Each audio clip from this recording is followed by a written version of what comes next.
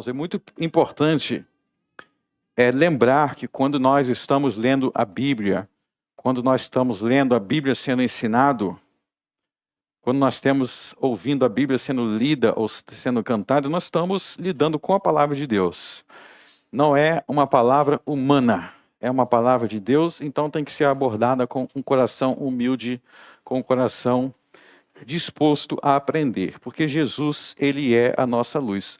Nós vamos continuar na parte 59 de nossa série de mensagens, Rei dos Reis, exposições do Evangelho de Mateus. Nós estamos em Mateus 9, espero que antes de 2144 eu consiga terminar, porque está em marcha lenta. Não é assim muita coisa para falar. Não consigo ir mais rápido. Não consigo ir mais rápido.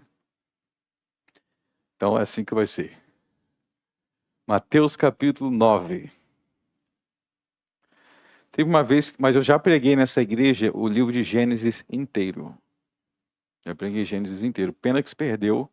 Ela lá nas antigas, onde o máximo que você tinha era uma gravação no WhatsApp, com uma voz meio estranha, era tudo mais...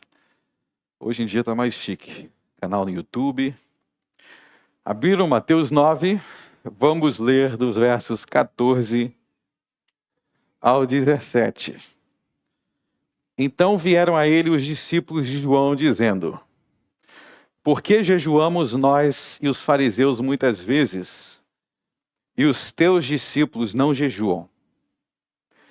E disse Jesus: podem porventura andar tristes os filhos das bodas, enquanto o esposo está com eles? Dias, porém, virão em que lhes será tirado o esposo, então jejuarão. Ninguém deita remendo de pano novo em roupa velha, porque semelhantemente Ninguém deita remendo de pano novo em roupa velha, porque semelhantemente remendo rompe a roupa e faz-se maior rotura. Nem se deita vinho novo em odres velhos. Aliás, rompem-se os odres, e entornem-se o vinho, e os odres estragam-se. Mas deita-se vinho novo em odres novos. E assim ambos se conservam até aí. Amém. Muito bem, o título de nossa mensagem é A Antiga Fé. A Antiga Fé. Mantenha suas Bíblias, como de costume, abertas, porque nós vamos analisar verso por verso. No verso 14, uma pergunta foi feita a Jesus a respeito do jejum. A respeito do jejum, nós vamos falar sobre o jejum aqui. Eu não sei se você já jejuou, se você tem costume de algum momento jejuar, mas eu espero que a gente esclareça dúvidas que muitos podem ter sobre o jejum. Os discípulos de João perguntaram a Jesus sobre o jejum. Quem eram os discípulos de João? João aqui é João Batista, que vocês lembram que era o primo de Jesus, nasceu 6 meses antes de Jesus nascer, e foi quem batizou Jesus quando Jesus tinha 30 anos de idade. Então João Batista começou o seu ministério 6 meses antes de Jesus, então ele estava pregando, profetizando 6 meses antes de Jesus, e nisso ele tinha discípulos. O que significa discípulos? Discípulos significa aluno. Guarde isso. A palavra discípulo significa aluno, estudante. Então, é como se João Batista era um professor. Ele era um mestre, um professor, alguém que ensinava a verdade de Deus, e havia aqueles que o seguiam, aqueles que aprendiam com ele. Então, esses são os discípulos de João. Assim como depois que Jesus foi batizado, ele passou também a ter discípulos, ou seja, pessoas que aprendiam, estudantes. É como se fosse uma escola, mas é uma escola espiritual. Nesse sentido, todos nós somos discípulos de Jesus, porque todos nós aprendemos, nós somos alunos da escola do Mestre Jesus. Então, os discípulos de João, eles observaram algo nos discípulos de Jesus e no próprio Jesus, eles queriam entender. Então veja que os discípulos de João não são pessoas mal intencionadas. Eram pessoas fiéis a Deus também, mas que estavam andando com João e aprendendo com João. Qual é a pergunta deles? A pergunta é: por que jejuamos nós e os fariseus, muitas vezes, e os teus discípulos não jejuam? Então eles observaram que os discípulos de Jesus, ou seja, Pedro, Tiago, João, essas pessoas aí, Mateus, não estavam praticando o jejum. E aí a gente pode se perguntar: ué, eu jejuo, será que eu tenho que parar? Não, vamos entender a resposta. Mas a gente tem que entender a pergunta: por que eles não jejuam, Jesus? E não é a gente jejua, até os fariseus. Então vocês veem aí que os discípulos de João não seguiam os fariseus, mas eles observavam que os discípulos dos fariseus também jejuam. Por que vocês, os discípulos de Jesus, não jejuam? E aí vem, na resposta de Jesus, algo muito importante que vai nos ensinar sobre a natureza do jejum.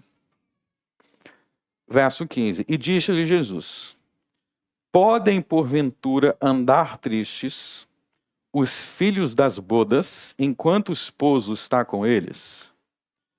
Dias, porém, virão em que lhes tirarão o esposo e então jejuarão. Então Jesus aqui, na resposta dele, a gente tem que prestar atenção na explicação que ele dá para os discípulos não jejuar. Número 1, qual a explicação ele dá? E número 2, preste atenção que ele diz que os seus discípulos vão jejuar. Vai chegar a hora de jejuarem. Eles não estão jejuando agora. Mas dias virão em que eles vão jejuar. Qual é a explicação de Jesus? Podem, porventura, andar triste os filhos das bodas, enquanto o esposo está com eles. É uma linguagem, é uma parábola. Os filhos das bodas. Quem aí é o esposo? Jesus está fazendo uma comparação. O esposo é Jesus. De outra forma, Jesus está falando assim, ó. Vou tentar fazer uma comparação aqui com uma linguagem mais atual. Lá no casamento, está tendo um casamento. O casamento é a hora da noiva ficar triste? É a hora do pai da noiva ficar triste? É a hora de alguém ficar triste? A festa de casamento é um momento para quê? É um momento de alegria. É um momento de festa. É um momento de felicidade. É um momento de celebração. Não é um momento de tristeza. O que isso tem a ver com o jejum? Porque, como nós vamos ver, o jejum na Bíblia está associado à tristeza. O jejum está associado na Bíblia a lamento. Se você não entender a ligação entre jejum e tristeza, você não vai entender jejum e não vai entender a resposta de Jesus. Então Jesus está basicamente dizendo que eles não jejuam porque eles estão comigo. Eu sou o esposo. E eles estão comigo. É hora deles celebrarem por estar comigo, porque eu estou na terra. Dias, porém, virão em que será tirado Jesus, será tirado o esposo, e eles vão voltar a jejuar. Ou seja, nós temos momentos de jejuar porque Jesus não está mais na terra. Mas o ponto é que enquanto eles estavam com Jesus, era um momento de alegria e não de tristeza. Qual é a relação entre jejum e tristeza? Nós já vamos ver. Mas antes de entrar nisso, eu quero chamar a atenção para uma segunda parábola que Jesus conta nos versos 16 e 17.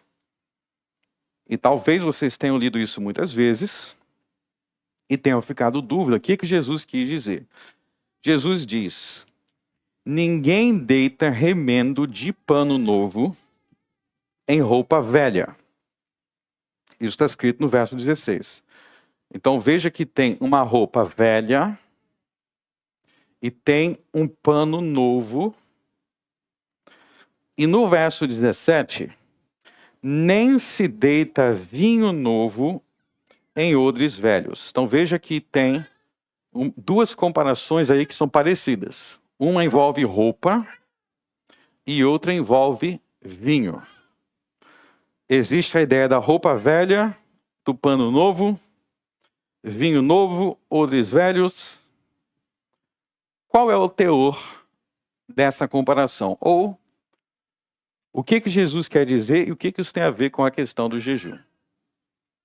É o seguinte, vou explicar para vocês o sentido da parábola.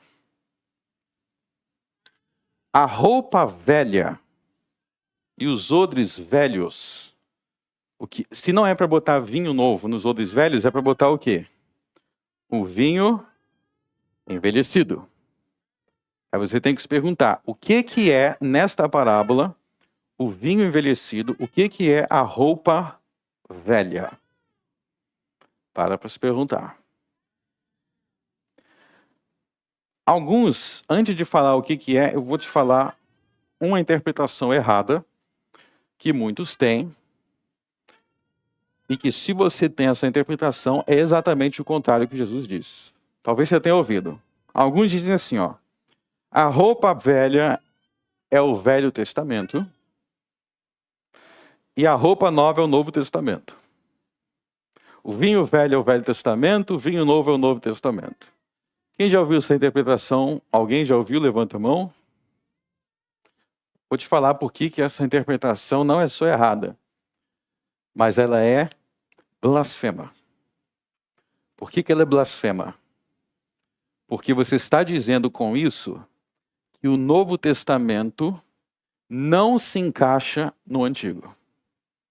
Que os dois são um contra o outro. Porque a roupa, o pano velho não se encaixa, o pano novo não se encaixa na roupa velha. Então, se o pano novo é o Novo Testamento, então um não se encaixa no outro. Só que a Bíblia é exatamente o contrário. O Novo Testamento é o cumprimento do Velho. Não é um contra o outro. O verdadeiro sentido é o contrário. A roupa velha e os odres velhos é a doutrina, o ensino de Cristo, que é o ensino antigo do Velho Testamento. O ensino de Cristo é a fé antiga que vem desde os Gênesis. E o que é o odre novo? O que é o vinho novo? O que é o pano novo? São as heresias, as inovações, os ensinamentos novos que não condizem com a fé antiga, como o ensinamento dos fariseus, que fazem parte da pergunta do verso 14. Vamos entender isso de outra forma. Quem seguia Jesus, quem era discípulo de Jesus, ao ouvir Jesus, estava ouvindo o mesmo que Noé ensinou, que Abraão ensinou, que Isaac ensinou, que Jacó ensinou, que Moisés ensinou, que Davi ensinou. Quem seguia Jesus estava seguindo as Escrituras desde os antigos. É o vinho velho.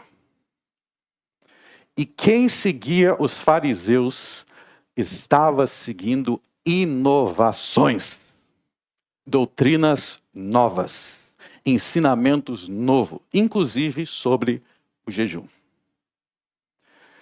Deixa eu te falar uma das maneiras que muitos são enganados quando eles leem a Escritura. Eles pensam que os fariseus são os fiéis, são os que são fiéis ao Velho Testamento e Jesus veio para inovar. Negativo. Jesus não foi um inovador. Porque a fé que Jesus ensinou é o mesmo que os antigos ensinaram.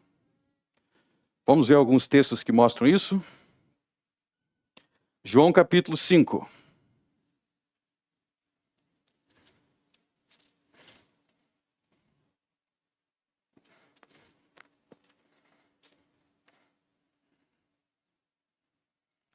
João capítulo 5, verso 43.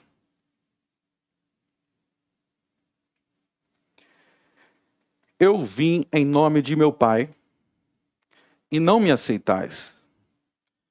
Se outro vier em seu próprio nome, a esse aceitareis. Como podeis vós crer, recebendo honra uns dos outros, e não buscando a honra que vem só de Deus?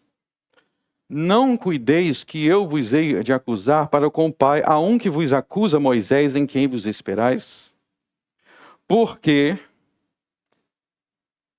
vamos ler todo mundo junto, verso 46. Porque se vós cresceis em Moisés, creríeis em mim, porque de mim ele escreveu.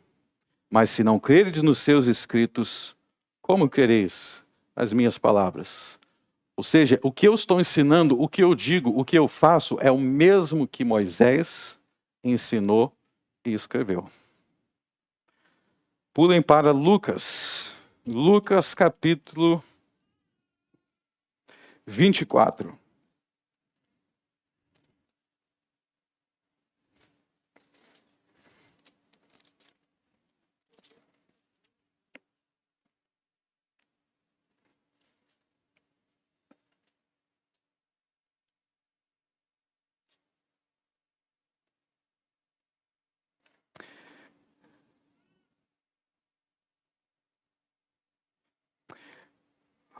Olha o que Jesus diz para os apóstolos no verso 44. E disse-lhes: são estas palavras que vos disse estando ainda convosco, que convinha que se cumprisse tudo o que de mim estava escrito, na lei de Moisés, nos profetas e nos salmos. Esse é o vinho envelhecido. É a antiga fé de Moisés, dos profetas e dos salmos. Abram em Atos dos Apóstolos. Atos dos Apóstolos.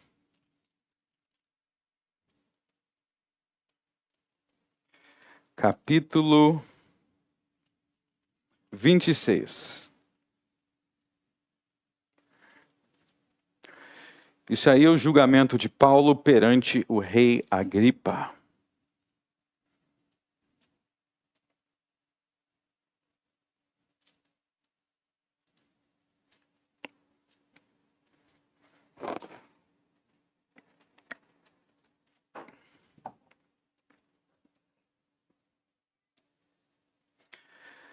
Atos 26, versos 22.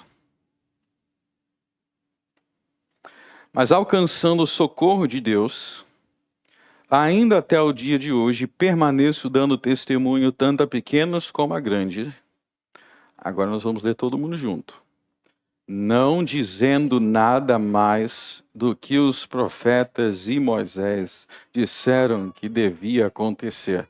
Paulo não dizia nada mais além do que os profetas e Moisés diziam que deveria acontecer. Nada mais. Ou seja, pode voltar em Mateus 9. A fé cristã é uma fé antiga. A fé que Cristo ensinou é a fé antiga e não pode haver inovações. Tudo no qual você crê, como regra de fé e prática, precisa ter sido ensinado na Bíblia. Porque este é o vinho velho. E o que Jesus quer dizer então? Mateus 9, né? O que ele quer dizer então quando ele diz: ninguém deita remendo de pano novo? O que quer dizer deitar remendo de pano novo? Nós já vimos que a roupa velha é a doutrina antiga, a fé antiga, a fé bíblica. A fé de Abraão, Isaac, Jacó, Moisés, Davi. Esta fé antiga, você não pode pegar um remendo de pano novo, ou seja, você não pode inventar doutrinas novas, ensinamentos novos, pensamentos novos e querer remendar naquilo. E querer enfiar a todo custo na Bíblia Sagrada. Por quê? Porque essas doutrinas novas são incompatíveis com a fé bíblica. Como é que os fariseus faziam isso? Bom, se você voltar em Provérbios, vou dar alguns exemplos, e você já viu isso, na verdade, no Sermão do Monte. Se você voltar em Provérbios, se você voltar no livro de Jó, olha só, Jó viveu antes de Moisés. Antes de Moisés. O que Jó ensina no livro dele? Que adultério não é só quando você vai e se relaciona com outra pessoa. Jó ensina no livro dele, capítulo 31, que o adultério já existe no coração quando você, na sua mente, no seu coração, já está com outra pessoa e não se importa mais com a sua mulher. Isso está em Jó 31. O adultério começa no coração. Quando no coração você já abandonou a sua mulher, e aí os próximos passos é só você executar aquilo. Jó ensina isso, Moisés ensina isso, Provérbios ensina isso. Aí vem os fariseus. E o que os fariseus diziam, Mateus 5? Não, que adultério é só se você for para os finalmente. Só se você for para os finalmente. Quem é a roupa nova? O pano de novo? Quem é o remendo de pano novo? É a doutrina dos fariseus, porque essa não é a fé antiga de Jó.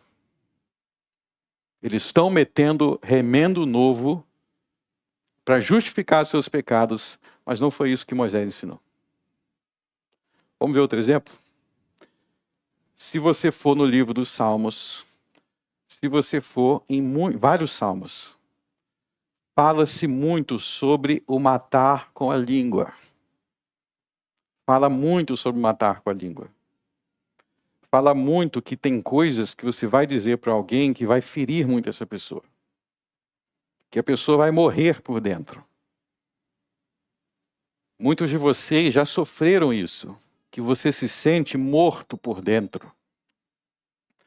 Por isso que tem um salmo que chega a dizer, falar que a língua, tem pessoas cuja língua é como de serpente venenosa. O que quer dizer que a língua é como serpente venenosa? Porque aquela pessoa, ela fala e ela mata. Tem vários salmos sobre isso, tem vários provérbios sobre isso. Então, quando você chega no não matarás, no sexto mandamento, Jesus pegou esse mandamento lá no Sermão do Monte, ele explicou isso. Ele explicou isso que está nos Salmos, que está no Provérbios, ele explicou, olha só, não matarás, esse mandamento não é só se você esfaquear alguém, ela morreu. Obviamente inclui isso, mas inclui também palavras de morte. Inclui também palavras de ofensa que fazem com que as pessoas se sintam destruídas.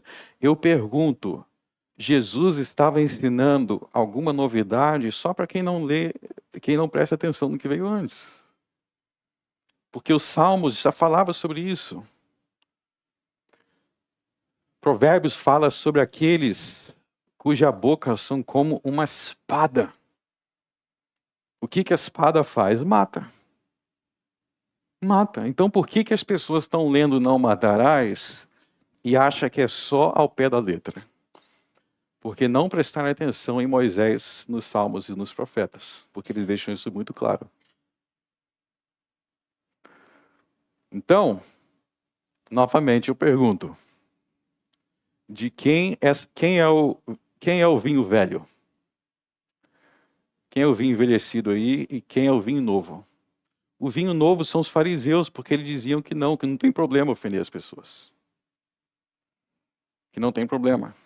Doutrina nova. Outro exemplo. Agora eu vou dar um exemplo do Velho Testamento dentro da leitura que a gente fez. Vamos lá. Quando Abel, filho de Adão, quando Abel, que era justo, ele orava, ele se ajoelhava na frente de uma imagem de escultura? Quando Abraão orava, ele se ajoelhava na frente de uma imagem de escultura só quando ele era idólatra, né? Porque ele já antes de se converter. Abraão convertido, ele se ajoelhava na frente de uma imagem de escultura? Moisés, algum deles fez isso e Deus falou muito bem, parabéns? Não. Aí chegou Arão, lá no deserto, Moisés subiu no monte para receber as 2 tábuas dos 10 mandamentos, que são a lei de Cristo.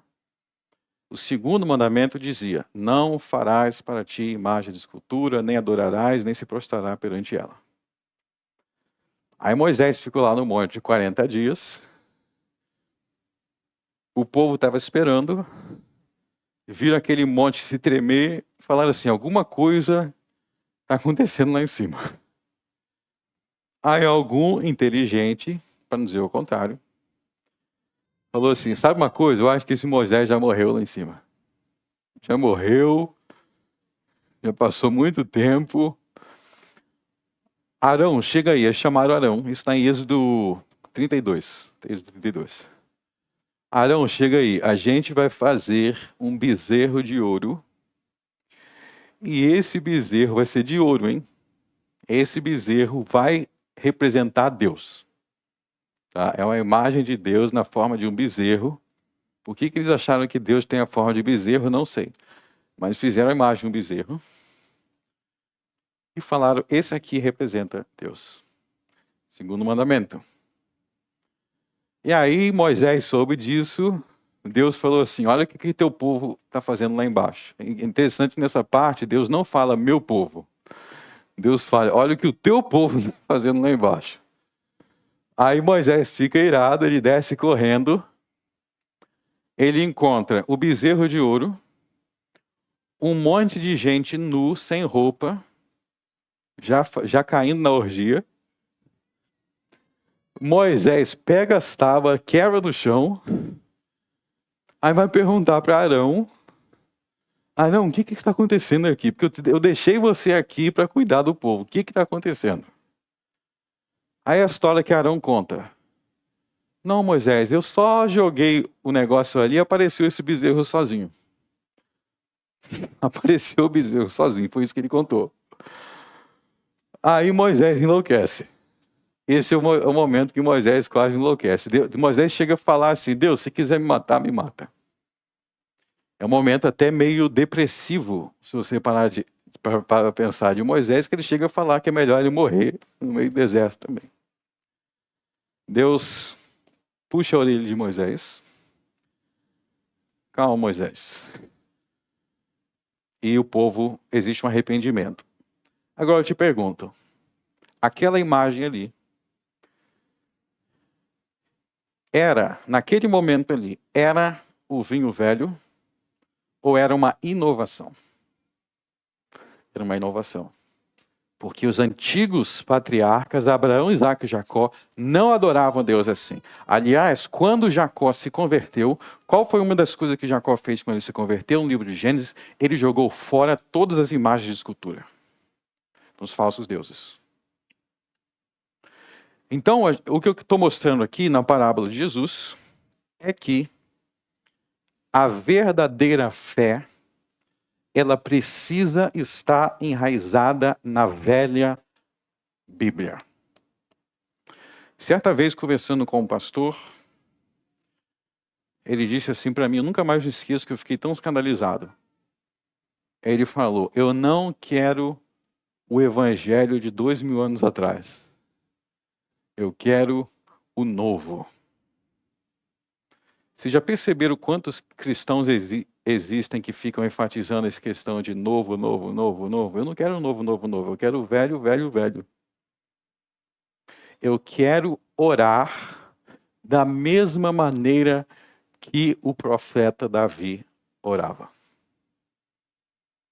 Se as minhas orações não forem parecidas como o velho Davi, são heréticas.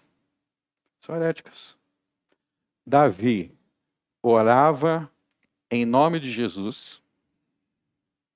Vocês nunca leram o Salmo 2? Oração de Davi é em nome do Filho. Ele orava cheio do Espírito Santo. Vai ter uma oração aqui, mas não é em nome de Jesus, não tem Espírito Santo. Eu não quero saber, porque esse não é o Deus da Bíblia. Eu não participo de nada no que se refere a espiritual, que não for o vinho velho. Por isso nós rejeitamos todas as imagens de esculturas. Por isso que nós rejeitamos todas essas rezas inventadas, o que o povo no Brasil aí reza muito? Ave Maria cheia de graça. Eu te pergunto, quais dos 12 apóstolos fizeram essa oração? Quais dos 12 apóstolos diziam que rogai por nós agora e na nossa morte, amém? Qual dos patriarcas?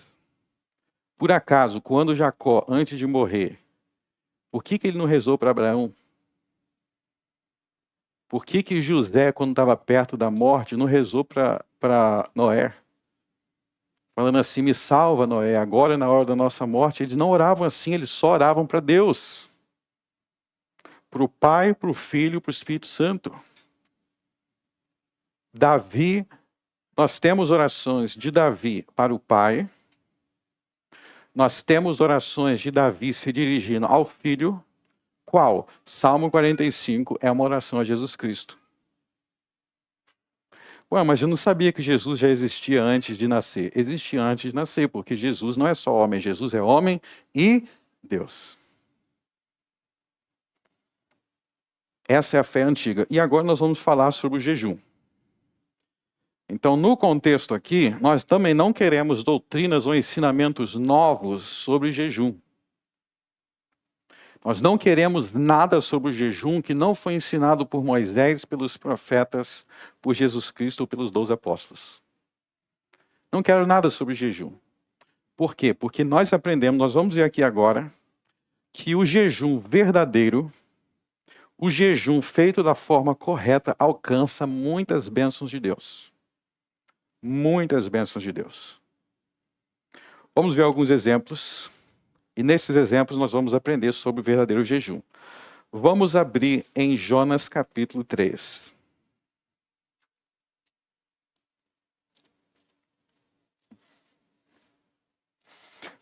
Livro do profeta Jonas, capítulo 3. Jonas é um dos 12 profetas menores.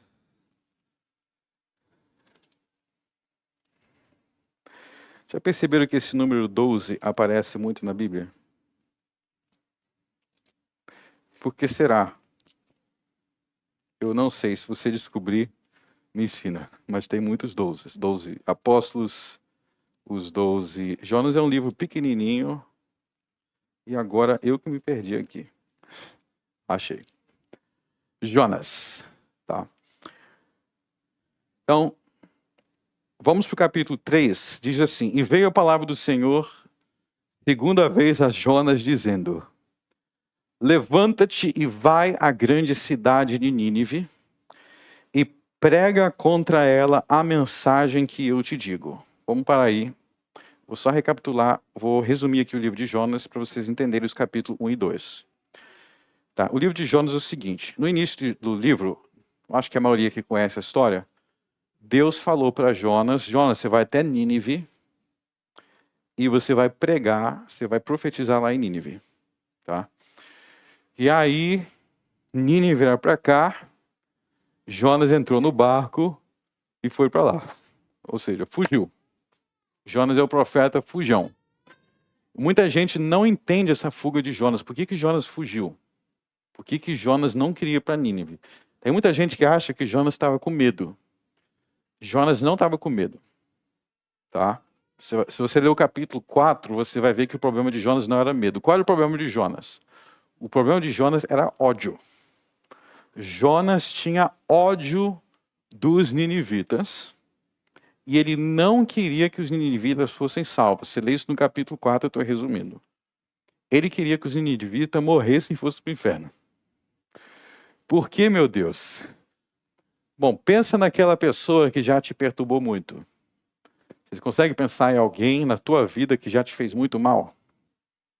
Então, os ninivitas já tinham feito muito mal para Israel.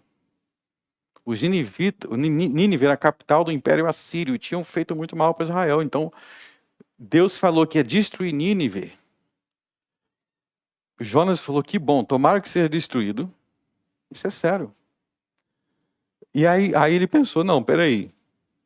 Jonas pensou, se eu for pregar em Nínive, tem o risco deles se arrependerem.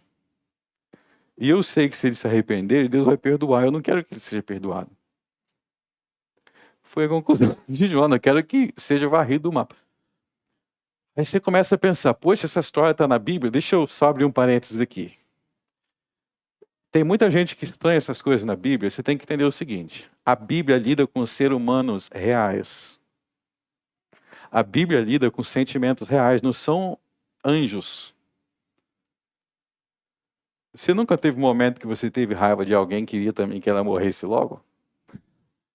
Parece engraçado, mas o ser humano tem esses momentos. Então, quando você lê um profeta tendo esse momento, realmente, Nínive era muito cruel. Você tem que se identificar com seus momentos também. Eu tenho momentos que eu queria esganar aquela pessoa. Só que aí o que Deus faz? Deus trabalha no coração de Jonas.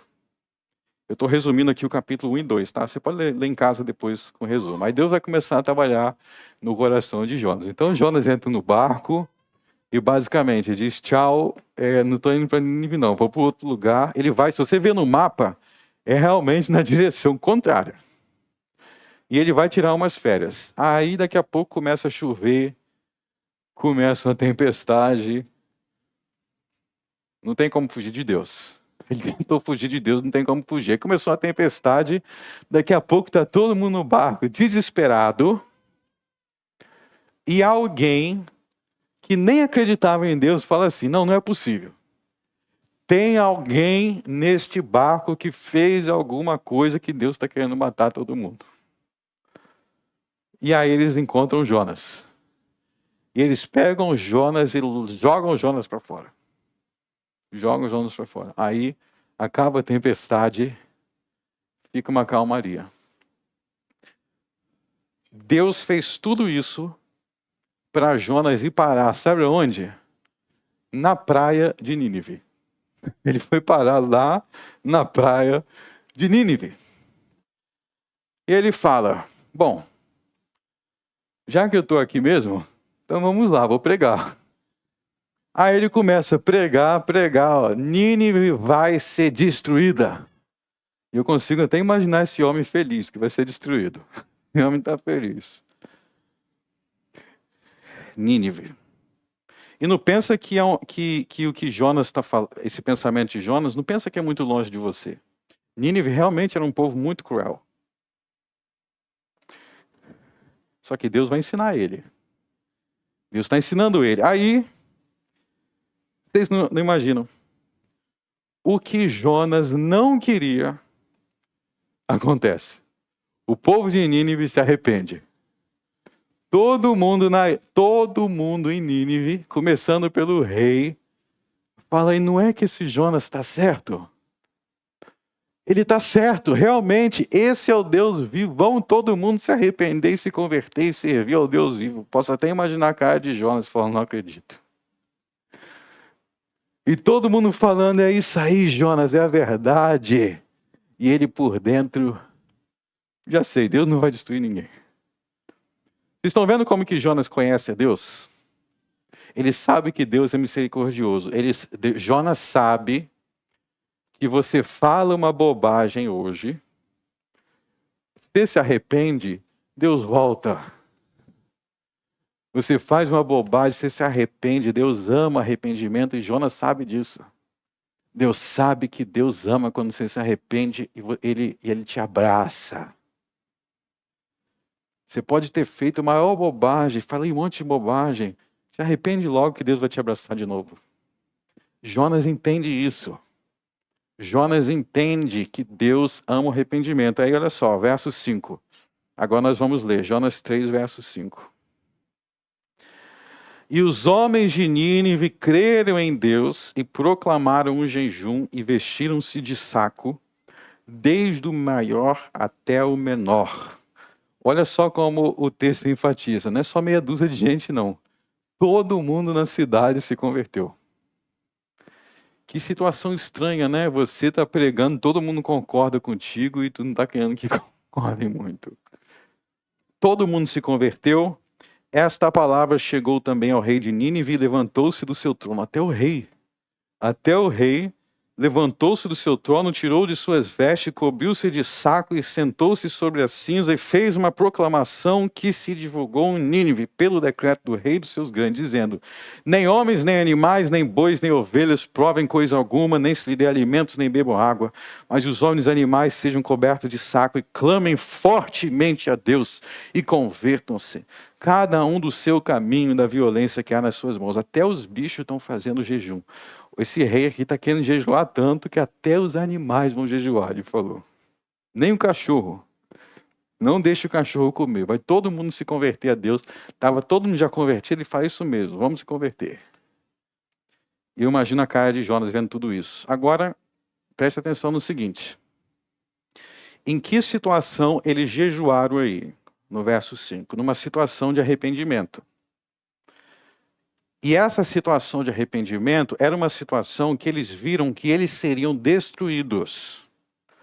O que Jonas profetizou? Que tem tanto pecado, tem tanta mentira, tem tanta morte, assassinato nesse lugar, que Deus vai destruir tudo.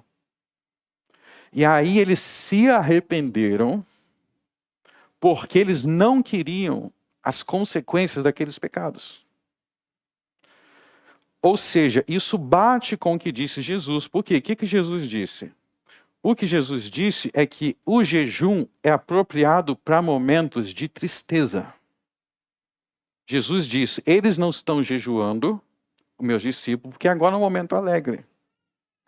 Não é um momento de tristeza. Qual é a tristeza aqui? É a tristeza pela destruição que estava vindo e um ato de humilhação a Deus. E aí, toda a passagem que vocês verem na Bíblia associada ao jejum, vocês vão ver que são situações tristes, de amargura ou de tristeza, alguma coisa ruim está acontecendo. Então, o que é o jejum? Vamos definir aqui.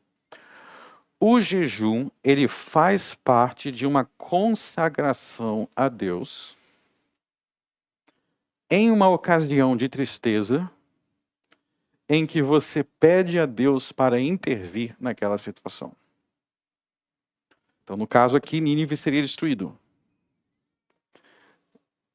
Eles estavam tristes, tanto pela destruição quanto pelos seus próprios pecados. Então, o jejum aqui é quando eles se consagraram a Deus para buscar a misericórdia.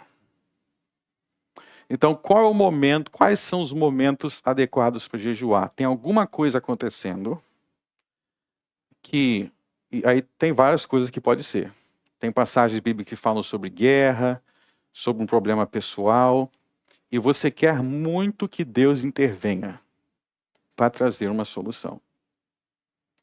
Aí você vai ter momentos de consagração a Deus, e nesses momentos de consagração a Deus vai incluir o jejum. E como é que funciona o jejum? Então vamos dizer que você tem várias situações, né? A gente já teve jejum coletivo aqui na igreja, por exemplo, na época da pandemia. Na época da pandemia, inclusive eles estavam fechando, não podia abrir a igreja, e a gente fez o jejum porque era triste aquele momento. A gente já teve jejum em alguns momentos tristes da nossa caminhada. Mas toda jejum na Bíblia, todos os exemplos de jejum na Bíblia, vocês vão ver que tem isso. Então, antes de falar sobre o jejum, deixa eu só fazer esse parênteses. Se você entender isso, você vai ver que o ensino de Jesus sobre o jejum é um ensino antigo. É o mesmo ensino dos profetas. Porque ele está associando o jejum às situações que os profetas apontam. Então pense aí, Jesus, vou dar alguns exemplos. Jesus jejuou 40 dias quando ele foi ser tentado. Então, momento de deserto, o momento de tentação forte no deserto. Era uma ocasião triste, uma ocasião de ataques que ele precisava de força. A última coisa que você tem que fazer é assim, ó. Vou celebrar, vou dar um exemplo, vou celebrar 10 anos de casado jejuando. Não faz isso não. Você está triste por alguma coisa? Celebração não é hora de jejuar. Vou jejuar para comemorar. Você não jejua para comemorar. Para comemorar, você assa, faz um churrasco bem gostoso, me chama que a gente comemora. O jejum está associado à tristeza. Está claro, né? Então vamos para alguns. Vou dar orientações práticas desse ensino bíblico a respeito do jejum. Então você está passando por alguma coisa grave, seja de doença, alguém está doente, alguém está enfermo, ou você está se sentindo traído, você está se sentindo morto por dentro, você está se sentindo ferido. Alguém realmente fez alguma coisa, ou tem alguma tragédia, ou você está desempregado. Você está desempregado, você está procurando um emprego. Ou alguém da sua família está rebelde.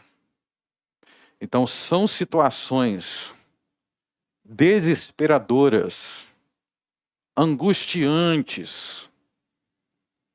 Muitas vezes você vai trazer essa angústia para alguém, as pessoas não te entendem, não tentam te entender.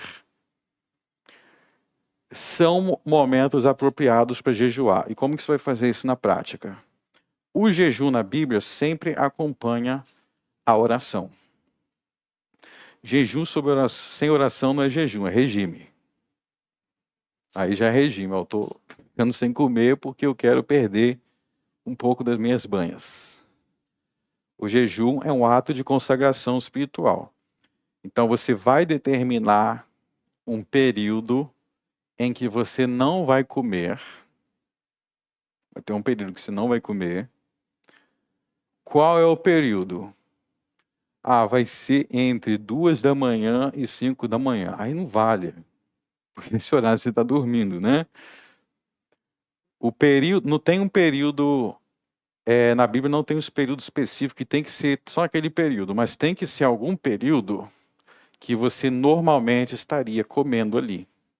Porque senão não é jejum, né, gente? Eu vou jejuar entre meia-noite e 6 da manhã. Poxa, então o normal é acordar às 3 para saltar a geladeira? Esse horário você também não estaria comendo, não é jejum. Né? É o horário de dormir. Então, jejum, você vai escolher refeições que você costuma fazer. Eu não tenho o hábito de jejuar no domingo, porque o domingo é o dia da ressurreição de Cristo. O normal é você se alegrar, é um dia para você se alegrar, né? Mas, talvez você esteja passando uma tragédia. Vou dar um exemplo aqui. Você está passando uma tragédia e outros dias você não tem tempo e você precisa lidar com essa tragédia. Você pode, por exemplo, separar o domingo. E aí você não almoça no horário que você costuma almoçar. Você vai comer só mais tarde. Você vai comer só mais tarde. É uma forma de fazer. Se tem algo te incomodando, você pode separar o domingo para isso e durante aquele período você vai ter orações. Você vai ter orações focadas naquilo que você quer que Deus intervenha. Então eu vou fazer um jejum, não vou ficar só sem comer, eu vou ficar sem comer e eu vou focar em orar.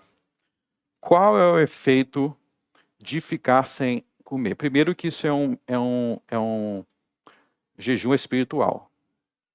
Então quando você faz isso, existe uma atividade do Espírito Santo envolta naquilo. É um meio de graça, igual ceia, igual batismo, igual outros meios de graça. O jejum é um meio de graça. Segundo, o que você vai perceber, quando você tiver o hábito de jejuar, você vai ver que o jejum te ajuda muito a desenvolver o domínio próprio.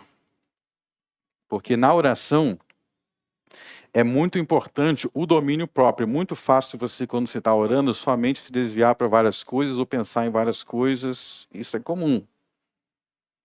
O jejum, quando praticado, te ajuda a desenvolver o domínio próprio. Porque eu marquei que eu vou jejuar. Uma forma que eu já fiz assim, eu como no dia anterior, eu falo, depois dessa refeição, eu só vou comer às 5 da tarde do dia seguinte. Um exemplo. Então, eu jantei, vamos dizer que eu jante 8 da noite. Aí você fala assim, tô vendo que eu vou jejuar, então eu vou jantar meia-noite para ficar mais perto.